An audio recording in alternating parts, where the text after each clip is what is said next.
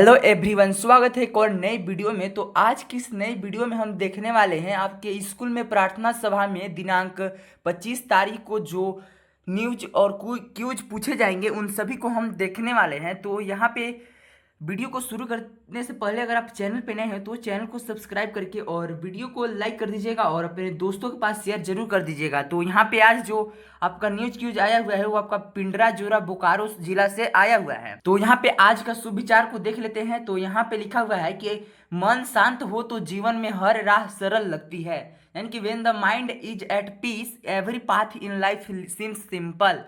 और इसी प्रकार यहाँ पे अब हम अंतर्राष्ट्रीय स्तर का जो समाचार है उसको पढ़ लेते हैं। तो यहाँ पे लिखा हुआ है कि अमेरिकी राष्ट्रपति डोनाल्ड ट्रंप ने घोषणा की है कि इजराइल और लेबनान व्हाइट हाउस में हुई वार्ता के बाद युद्ध विराम को 3 सप्ताह और बढ़ाने के लिए सहमत हो गए हैं। और यहाँ पे राष्ट्रीय स्तर का अगर समाचार पत्र पढ़े तो यहाँ पे लिखा हुआ है कि न्यूजीलैंड के प्रधानमंत्री क्रिस्टोफर लक्सन ने सोमवार को भारत के साथ फ्री ट्रेड एग्रीमेंट मुक्त व्यापार समझौते पर हस्ताक्षर करने की घोषणा की है। और यहाँ पे राज्य स्तर का समाचार पत्र में लिखा हुआ है कि 29 अप्रैल तक रांची समेत कई जिलों में हो सकती है बारिश, वज्रपात का भी अलर्ट।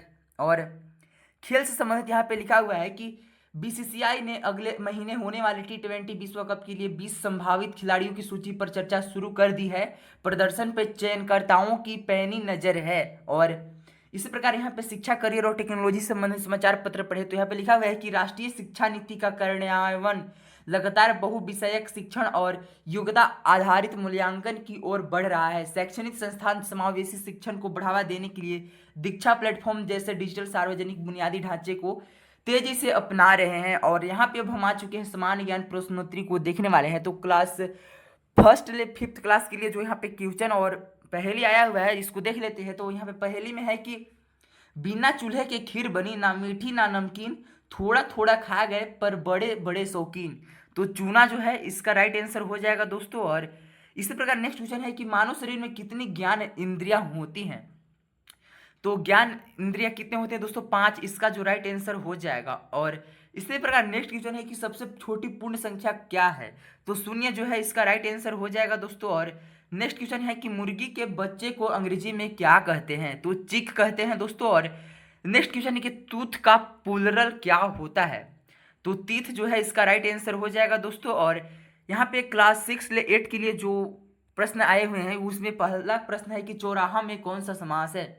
तो द्विगु समास, यानी कि द्विगु समास इसलिए है दोस्तों क्योंकि आप जब समास पढ़ते होंगे तो उसमें द्विगु समास में ये बताया जाता है कि ऐसा समास जिसमें संख्या का बोध होता है तो उसे द्विगु समास कहा जाता है। तो यहाँ पे चौराहा, यहाँ पे चौ क्या चीज को सूचित कर रहा है? संख्या को। चौराहा यानी कि 4 रास्तों का समूह, तो यहाँ पे इसलिए द्विगु समास हो जाएगा। और नेक्स्ट क्वेश्चन है कि ग्राम पंचायत का प्रधान कौन होता है? तो मुखिया है दोस्तों, इसका राइट आंसर हो जाएगा, यानी कि ग्राम पंचायत का प्रधान मुखिया ही होता है। और इसी प्रकार नेक्स्ट क्वेश्चन है कि तांबा का रासायनिक सूत्र क्या होता है?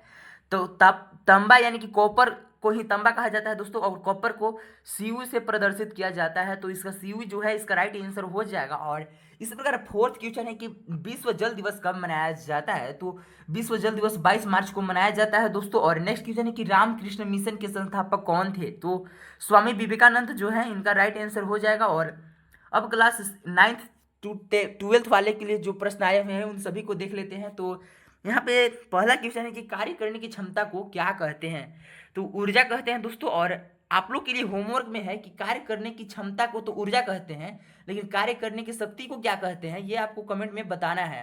और नेक्स्ट क्वेश्चन है कि मुगल वंश के सबसे महान शासक कौन थे? तो अकबर जो है इसका राइट आंसर हो जाएगा। और तीसरा क्वेश्चन है भारत ने पहली बार ओलंपिक में कब भाग लिया था? तो लगभग 1900 ईस्वी में ये भाग लिया था। और नेक्स्ट क्वेश्चन है कि अभिज्ञान शाकुंतलम के रचयिता कौन है? तो कवि कुलगुरु कालिदास जी जो थे, इसका राइट आंसर हो जाएगा। और इसी प्रकार नेक्स्ट क्वेश्चन यहाँ पे है कि भारतीय संगीत का संबंध किस वेद से है? तो साम वेद से है, जो इसका राइट आंसर हो जाएगा। और आज का मोटिवेशनल स्टोरी को देखने वाले हैं। तो यहाँ पे आज जो है ये इसका जो टॉपिक होने वाला है संघर्ष का सामना, तो यही आज हेडिंग इसका है। और इसी से संबंधित आज हम एक मोटिवेशनल स्टोरी पढ़ने वाले हैं। तो यहाँ पे लिखा हुआ है कि एक बेटी ने अपने पिता से जीवन की मुश्किलों की शिकायत की। पिता उसे रसोई में ले गए और 3 बर्तनों में पानी उबाला, एक में आलू, दूसरे में अंडा और तीसरे में कॉफी बीन्स डाली। आलू उबलने से पहले सख्त था लेकिन उबलने के बाद नरम और कमजोर हो गया। अंडा बाहर से सख्त लेकिन अंदर से तरल था, उबलने के बाद अंदर से कठोर हो गया। कॉफी इसने उबलते पानी को ही बदल दिया और एक नई खुशबू और स्वाद पैदा किया। तो इस कहानी से यही सीख मिलता है दोस्तों कि हालात मायने नहीं रखता बल्कि आपके उनके प्रति जवाब मायने रखता है। और इसी को हम अगर यहाँ पे अंग्रेजी में देखें, अंग्रेजी देखना आप लोग के लिए बहुत ही जरूरी है दोस्तों। आप लोग को अंग्रेजी पर से ही ध्यान देना चाहिए, क्योंकि मैं बता रहा हूँ कि हिंदी मीडियम के जो स्टूडेंट होते हैं अंग्रेजी में खासकर बहुत ज़्यादा कमज़ोर होते हैं। तो यहाँ पे उसी को यहाँ पे हेडिंग इसका होगा फेसिंग कॉन्फ्लिक्ट। और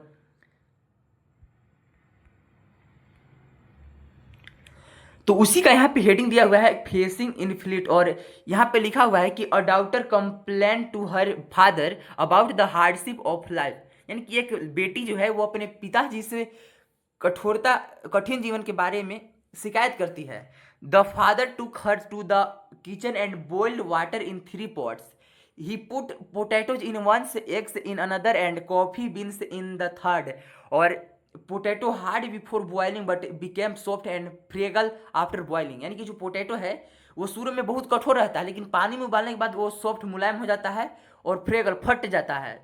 और यहाँ पे ये जो था उसमें क्या हुआ, हार्ड ऑन द आउटसाइड, यानी कि अंडे का जो बाहरी का कवच था वो कठोर था लेकिन उसको उबालने के बाद लिक्विड इनसाइड जो था बिकम हार्ड आफ्टर, यानी कि जो लिक्विड अंदर का जो लिक्विड यानी कि द्रव था वो कठोर भाग में बदल जाता है।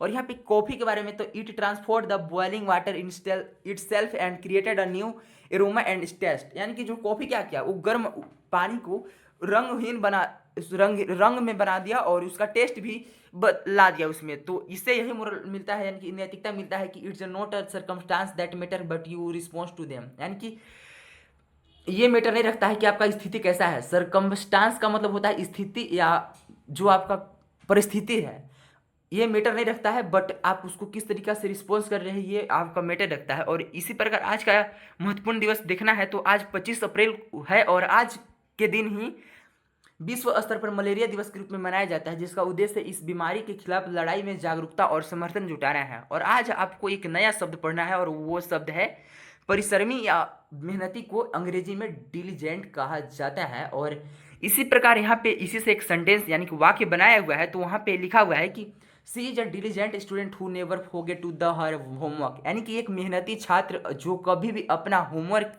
करना नहीं भूलता है। और ये रहा वीडियो दोस्तों, और मिलते हैं एक और नई वीडियो में, तब तक के लिए बाय बाय। और अगर आप अभी तक चैनल को सब्सक्राइब नहीं किए हैं तो चैनल को सब्सक्राइब करके और वीडियो को लाइक कर दीजिएगा। मिलते हैं एक और नई वीडियो में, तब तक के लिए बाय बाय।